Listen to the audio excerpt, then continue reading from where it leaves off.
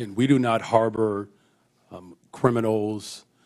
Our local police department works hard every single day to ensure that the city of Chicago is Yes safe. or no? Will you turn the criminal over to ICE?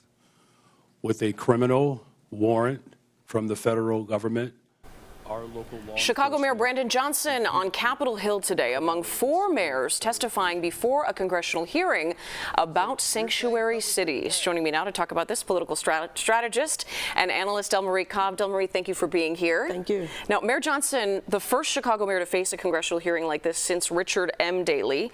If you can summarize in the span of that 5-hour hearing, how do you think he did? Well, he didn't do any harm, and that was the main thing for him, not to get baited into an argument, not to lose his focus, and to just stay calm and don't elaborate. There's no need to add on to your answers. Just be specific and answer what you're asked. Right. This was a Republican-led hearing, so a lot of hostility in the room coming toward these Democratic mayors. Did that make it that much harder to plead their case? Well, you had to be very careful, Sure. Because you know they were looking for anything they could get. And for Brandon Johnson, he had to be doubly careful because not only do you have Washington looking for anything they can get, you've got future opponents who are going to run for mayor in Chicago looking for anything they can get. So he had to be very careful. You mentioned specifics, and from what I watched, this wasn't testimony that necessarily had a ton of specifics. At one point, the mayor was called a failure, alluding to the fact that he might not have prepared enough. But do you think he should have been more specific in some areas, or was there real strategy in sort of keeping things along the line of this is the law and we follow it, et cetera? Yeah, I just think it was for him, he needed to be as generic as possible. He did not need to get into specifics.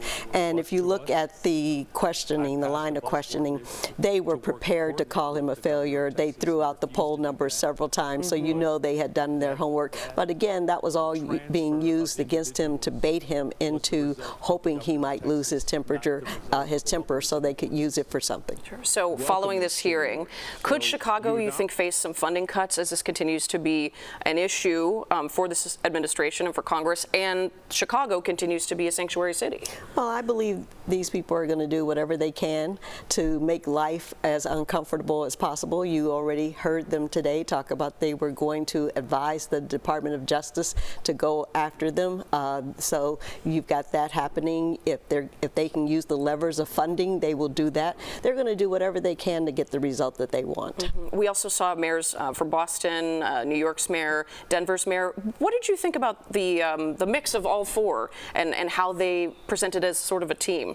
I thought it was, it was a good mix. For the most part, you had 3 progressive mayors, and then you had Eric Adams of New York, who felt, I'm sure, a little bit isolated because he's in a compromising position. He's done it to himself. They did mention when they were asking how much FEMA money was being used, it was, for the most part, he was the one who was the most specific about that, but you also got the feeling that maybe they gave him a heads up.